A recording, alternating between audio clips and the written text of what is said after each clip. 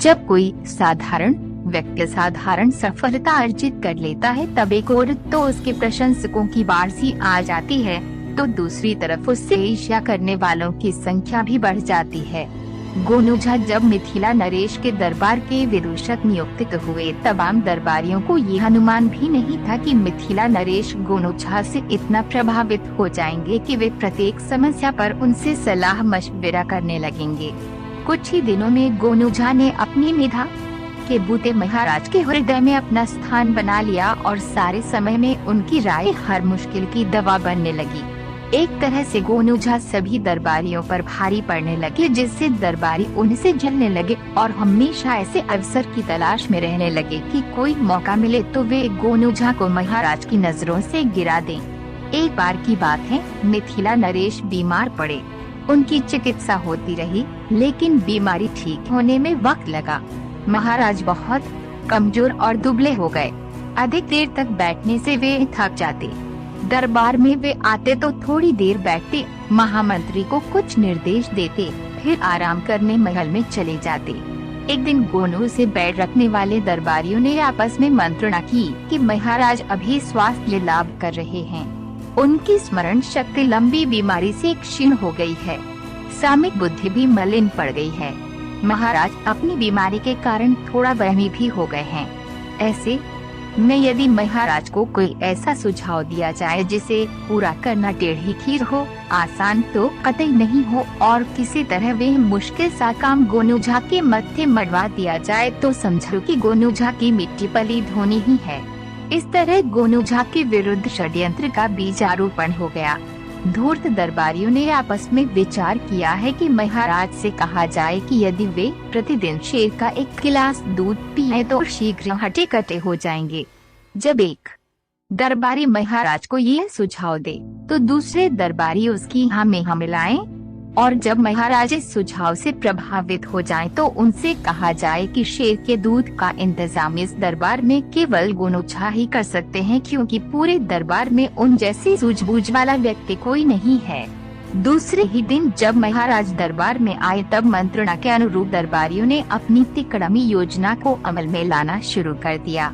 महाराज अपने आसन पर बैठे ही थे कि एक दरबारी ने अपने आसन से उठकर कहा, महाराज आप अपने स्वास्थ्य पर ध्यान दें, दवा दारू ठीक से कराएं।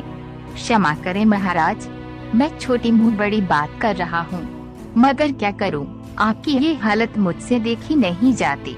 आप दिनों दिन कमजोर होते जा रहे हैं। उसका बोलना बंद हुआ तो दूसरे दरबारी ने कहा, माफ करें महाराज, हमारे बंधु ने ठीक ही कहा है। मैं रोज सोचता था कि आपको अपने स्वास्थ्य पर ध्यान देने के लिए कहूँ, मगर साहस नहीं कर पाता था। इधर मैं आपको जब भी देखता हूँ तो तरह तरह की आशंकाएं मन में आने लगती हैं। परमपिता परमात्मा आपको हर व्याधि से मुक्ति दिलाए। मगर महाराज, क्या आपने ध्यान नहीं दिया है कि इधर आपका चेहरा लगातार पीला पड़ता जा रहा है। इसके बाद तीसरा दरबारी खड़ा हुआ और बोलने लगा, महाराज आप प्रजापालक हैं, हमारे पालनहार हैं, मिथिला की आत्मा है। यदि आपको कुछ हो गया तो पूरी मिथिला अनाथ हो जाएगी। फिर उसने दरबारियों से ऊंची आवाज में कहा, भाइयों, यदि आप में से कोई अच्छी सेहत पाने का कोई नुस्खा जानता हो तो वे महाराज को अवश्य बताएं। संयोग की बात थी कि उस दिन गोनू झा तब तक दरबार में नहीं पहुंचे थे, जिसके कारण दरबारियों को अपना जाल फैलाना आसान हो गया था। तीसरे दरबारी का आह्वान सुनने के बाद थोड़ी देर तक दरबार में सन्नाटा सा छाया रहा।